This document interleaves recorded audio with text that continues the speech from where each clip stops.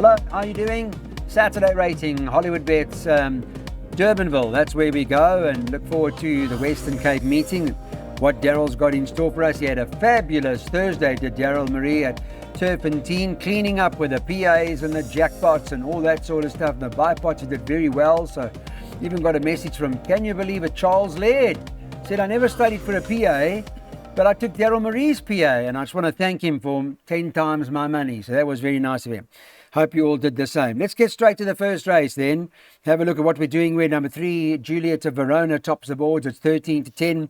2, Senorita Lolita is trading at 7-2. And the 13, Mary Cassatt, is at 11-2. One more to quote, and that's the one, Red Flag, who's 7s. And then it's 14-1 and better about the balance. All right, Daryl. Inform Daryl Marie. We're starting with Aldo and Candace. It's very kind of Charlie. Thank you, Charlie. Very nice, eh? Normally I get messages to say how poor a tipster I am, but yeah, nice to get some compliments coming my way. Yeah, first leg, Clyde, I'm obviously bankering this favourite. Last time, herself and the winner dominated the finish.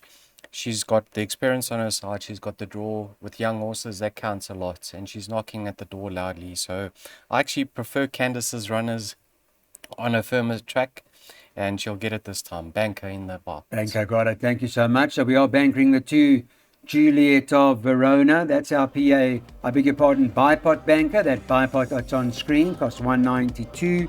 We do have another banker later on that comes up, as you can see, in race number 6. And Daryl's bankering the 2 there just now. But that perm costs 192. All right, this race is a little trickier now. It becomes more difficult. And the one horse who is Winter World of Love is top of the boards. It's currently trading at around 15-10 at the moment. Number 10, who is Peach Cobbler, is at 2-1. 5, Spurious, is 6-1. 7-1, number 6, Love Her Madly. And then 14-1 and better about the balance. So Kellen Murray there for Lucinda Woodruff. Market got that as favourite, but tricky?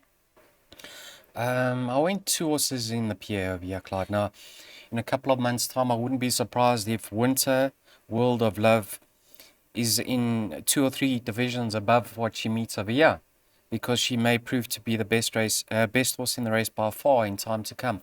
My concern is that on debut, she was a bit restless at the pens and she was slow. That was on a heavy track and she did her best work late. Now, if she breaks well on a firmer surface, going around the bend for the first time, she should love the step up in trip. She could be very hard to beat, but she may still be very green. And that's my concern. Now, on paper, Peach Cobbler got a number, right? Yeah, on paper, you're going to say she should be able to reverse Peach Cobbler because she was having her third start, whereas she was making her debut and she had excuses. But I just looked at Peach Cobbler and I said, although she's drawn out wide, the horses on her inside don't have any gate speed.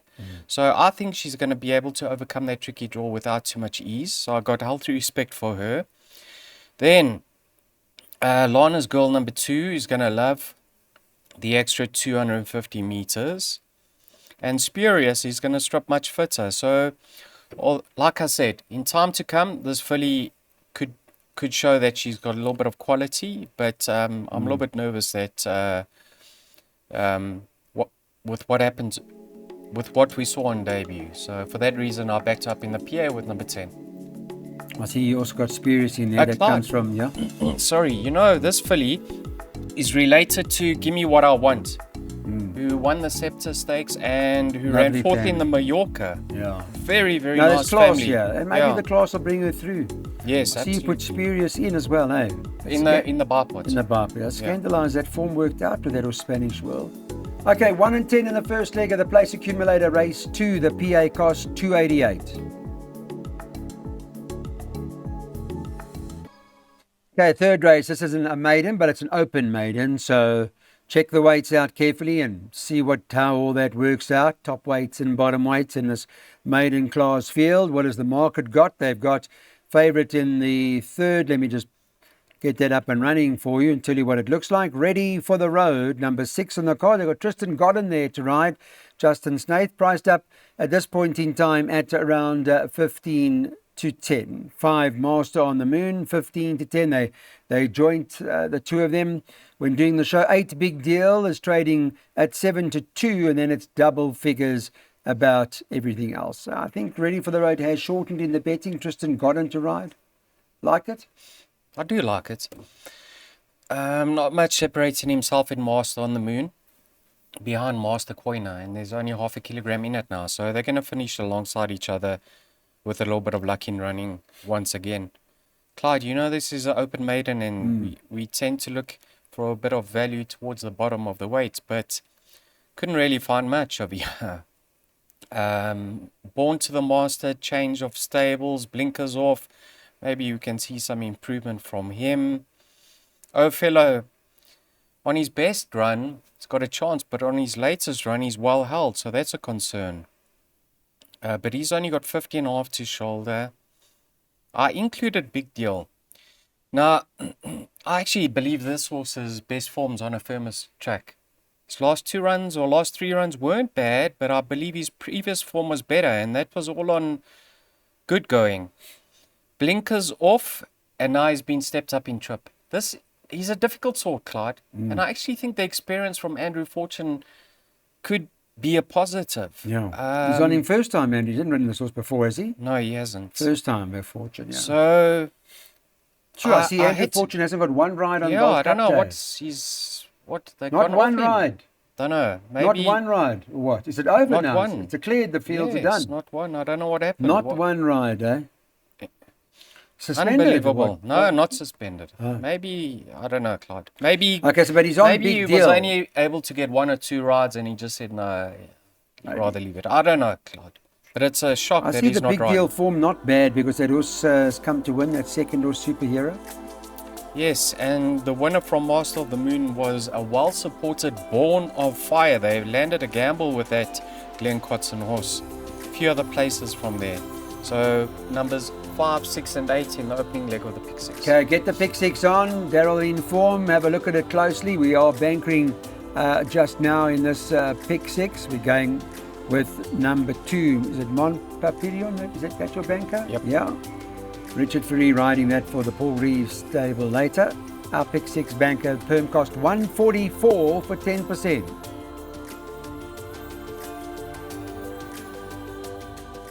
Okay, this is the 4th race, most difficult race on the card. It's a class 4 fillies and mares. It's run over the 1,500 meters. Anything can win. They've taken out the 11. That's not running anymore. And in terms of the betting, they are betting 7 to the field. Number 6, Mighty Mary, 7 to 2. 13, Amaya, 9 to 2. 5, Katuba, 13 to 2. 8 to 1, the 8, I Stedford. 10 to 1, the 14, April Fool's Day, and the 7, Vroom Vroom, also the same, and then 12s and better about the balance. A challenging race. I see it's that hard that why did you put the whole field in the bipod? What did you put in the bipod here? I think numbers 1 to 8. I couldn't bridge anything. You know how Nino goes when I You put the whole lot? bridge and I go out. Is it that? PA, yeah, it's very difficult, Clyde. PA, I went numbers 5 to 8. Let's start with the 5. Katuba, they put the blinkers on and she absolutely bolted up. I don't know if it was the blinkers or the going or both. But this is a nice filly and she could go back to back. That form line's worked out well. Mighty Mary, I don't know where she is in her preparation. 3 months off the track. Don't know how fit she is. Vroom Vroom strictly held on her last encounter with Stedford. But it got a little bit tight for her in that inside running rail. And I wouldn't be surprised if she finishes closer, if not reverses the form. Stedford, on that last run to Beneath a Cloud, she beats a few and she's better off at the weights with them. So, I don't know what to say, Clyde. No, hard race, eh? Sure. Hard. Sachi one's a nice filly. Boozy Susie. Vroom Vroom. There's quite a few. Even have a look at number 1, Clyde. Master, we have a situation. I just opened the book and I said maybe if she was ready, Yeah. Andrew would have ridden her because Andrew's got the best record aboard her. But have a look at her 2 runs. I mean, she needed that comeback effort. Last time out of a 12.50, she stayed on beautifully. Going to be much more distance suited. I don't know. Yeah, Let's open. just survive. Survive is what Daryl, you'll survive the bipod that you can take any price.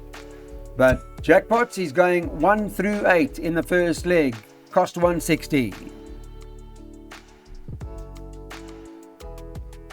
Okay, let's go to race 5.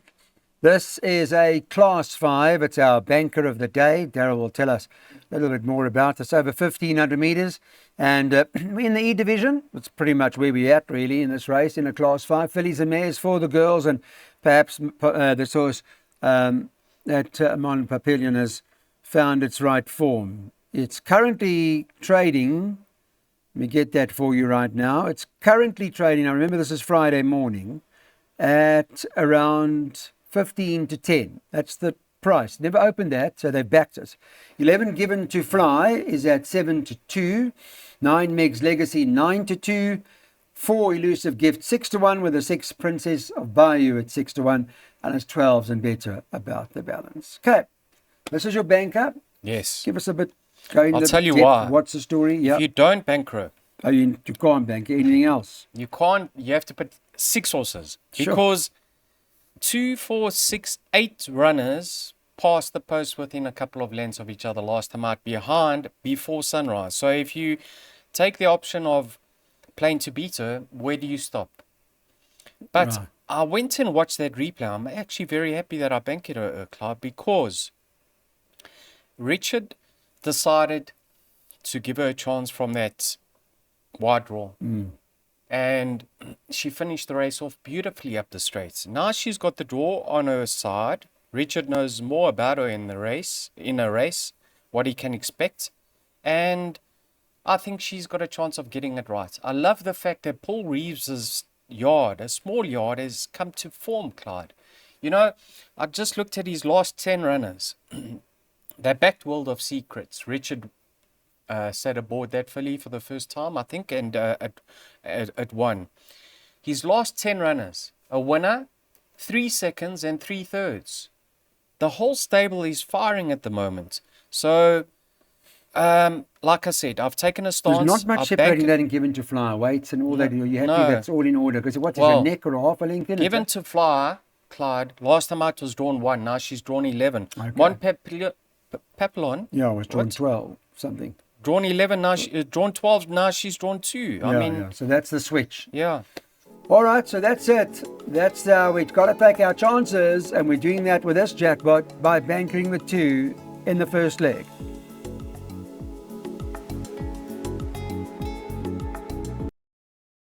Okay, guys, what's the story now? Race number 6. Daryl will tell us in a minute. I want to bring up the betting for this Class 4. It's over the 1250 meters. At this point in time, Friday morning, all 10 of them are going to the gate. And the market has got number 2, Cork Bay, priced up at 18 to 10. 7, Lyrical Gangster, is at 33 to 10. The 1, Sooty, is 7 to 2. And the 10, Meet the King, is trading at 10 to 1. It is 12s and better the balance. There has been some support, if anything, for the top 2. Cork Bay shortened, and the 7, Lyrical Gangster, also shortened in the betting. You like any of them? I like them both. Both in good form. Met each other last time out. Nothing separating them. The same weight terms. I mean, a short set separated them last time out. Obviously, Cork Bay is having his peak run now. That was his second run after a rest, and he's got a kinder draw. So you're probably going to be favouring him. He was well supported last time out. So preference for Cork Bay over Lyrical Gangster. Have a look at Sooty. Course and distance, loves it. Richard Ferree, Clyde. 3 rides for a 1 and 2 seconds aboard him. Drawn 1, half the battle 1. Just don't know how fit he is because he has been off the track for 2.5 months. Clyde. Also included Worldly. If they go very quick up front, he's going to be a finisher. He's certainly going to finish. No, I liked him last time. finish funny strong. enough. Yeah. But I'm just thinking to myself, if Better I with went, the if I 12, went 15. all 4 of them in my perms, right, especially my pick 6 and my jackpots 1 and 2, I should have maybe added number 5. But the reason why I excluded him is he doesn't corner very well. He battles to take a bend the source. For some reason, he's only effective up the straight. But then I should have said, you know what, Andrew Fortune will assist him. And maybe I should have added him, but strictly on his penultimate start, he's held, and I prefer him up the straight. But if you want to go one more, look at the 5, Follow Your Heart. I think numbers 1, 2, 4, and 7 should suffice. Which of those are your first? If you had to make a first choice, which is the first like choice? this, funny enough, Clyde, I'll go to 2, 1, 4, 7. Okay. Yeah, that's it. Cork Bay. Cork Bay, Peak Run. Yeah, that's your stable. Yeah, happy with that. Got it. Thanks, Daryl. That's our pick 3.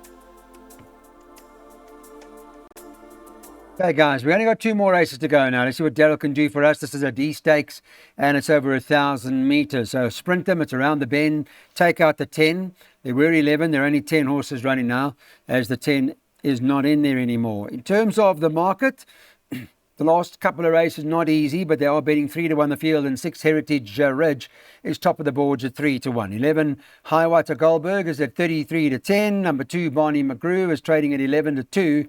4 Peace of Mind's 11-2, and then number 1 Gravity is at 7-1. There is one other that I must mention, the 3 Galactus, who's priced up at 8-1 at the moment, and then 12s and better about the balance. But a very, very quiet market.